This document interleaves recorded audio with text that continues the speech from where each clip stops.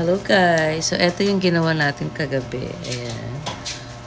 Yung ating 2-ingredient cheesecake, Greek yogurt, and yung tawag dito? Biscoff. Ayan. So, titikman natin siya today. I think masarap naman to.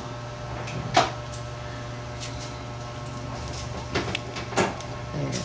Ayan. So, nag-soften na yung biscoff. Ayan.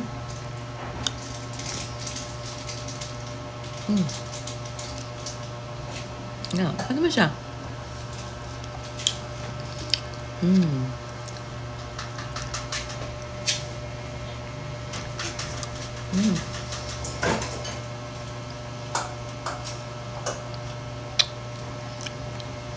Worth the hype. Super dali niyang gawin.